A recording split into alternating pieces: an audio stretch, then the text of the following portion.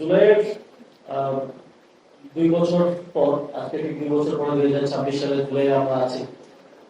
আমরা সফলতা ব্যর্থতা নিয়ে অনেক আলাপ আলোচনা করি, আবার ক্রেডিট নিয়ে অনেক আলাপ আলোচনা হয়। আমার কাছে মনে হয় যে ওই গুরুত্বপূর্ণ সময়টাতে প্রত্যেকেরই একটা রোল প্লে করার তার ভাগ্যে এটা নির্ধারিত ছিল।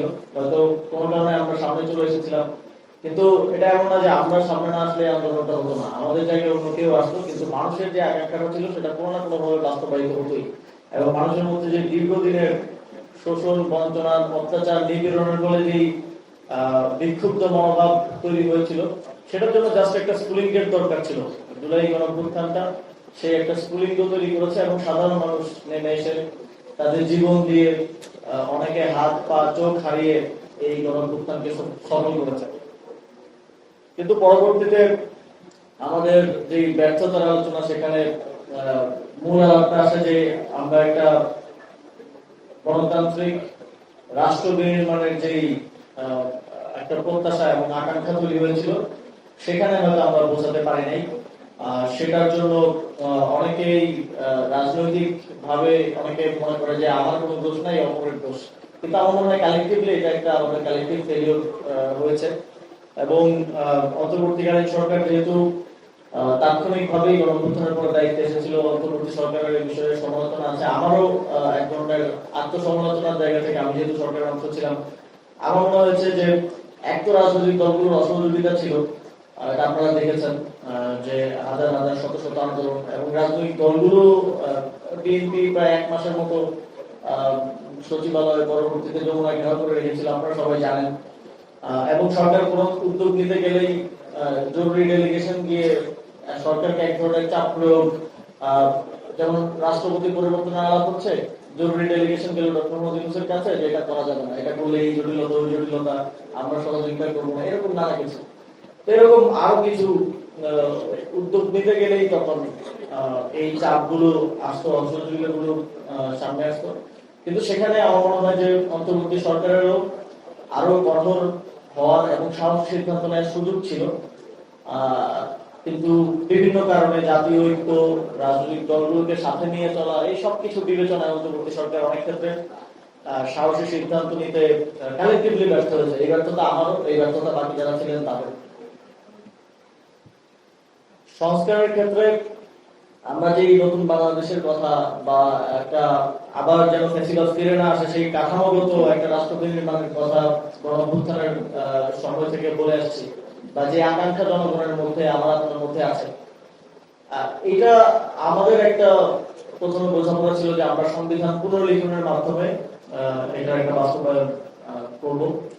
তখন আলোচনা আসলো যে এই সরকারের এজেন্সি আছে কিনা সংবিধান পুনর্লিখনে। তারপরে ঐক্যমত্য কমিশন হলো, প্রথমে অনেকগুলো সংস্কার কমিশন হলো, তাদের রিপোর্ট আসলো, ঐক্যমত্য কমিশন হলো, রাজনৈতিক দলগুলোর সাথে বসে এবার একটা জুলাই সনদ করা হলো। এবং মোটামুটি আমরা আমাদের জায়গা থেকে আস্তে আস্তে সরে এসে কম্প্রোমাইজ করে করে এক ঐক্যের স্বার্থে, রাজনৈতিক দলগুলোকে সাথে নিয়ে করার স্বার্থে পুনর্লিখন থেকে আমরা সংস্কারে আসলাম। এখন তো সংস্কার থেকে সংশোধনে চলে এসেছে, আপনারা জানেন।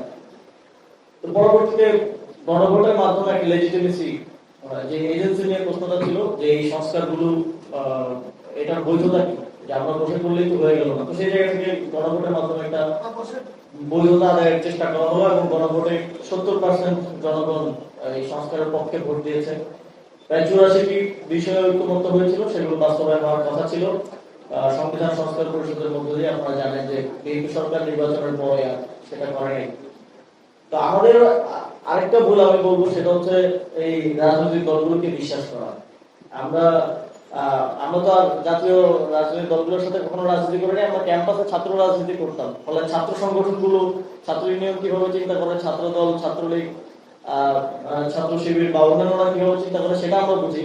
কিন্তু জাতীয় রাজনীতিতে যখন আসলাম, এই যে আমাদের বাবার বয়সী, দাদার বয়সী লোকরাও যে মুখে এক কথা বলে পরের দিন প্রতারণা করতে পারে, এটা আমরা প্রথমে আসলে বুঝে উঠতে পারিনি। ফলে তাদের অনেক কিছুতেই হয়তো ভরসা রাখতে গিয়ে পরে আমরা, এটা আমাদের জন্য একটা শিক্ষা, আমরা শিখলাম যে এদেরকে পরবর্তীতে বিশ্বাস করা যাবে না। একদম স্টার্টিং ফ্রম প্রাইম মিনিস্টার, তিনিও বলেছিলেন আমাদেরকে যে হ্যাঁ ভোট দেওয়ার জন্য, কিন্তু পরবর্তীতে তিনি এই বিষয়ে আর কোনো কথা নির্বাচিত হওয়ার পরে বলেন নাই। তার পক্ষ থেকে তার মুখপাত্ররা বলছেন যে আমরা নির্বাচনের জন্য আমাদেরকে এই প্রতারণার আশ্রয় নিতে হয়েছিল।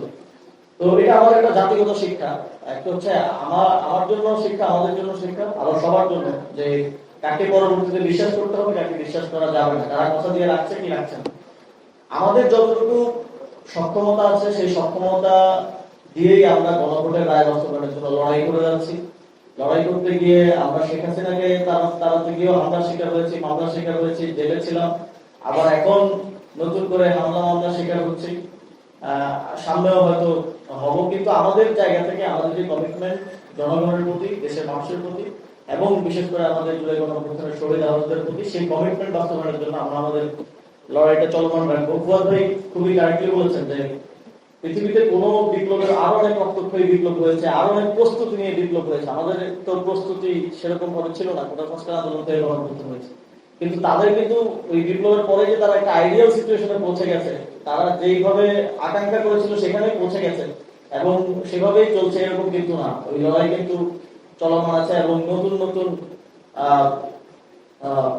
চ্যালেঞ্জ তাদের সামনে আসছে, সেটা নিয়ে কিন্তু তাদেরকে কাজ করতে হচ্ছে।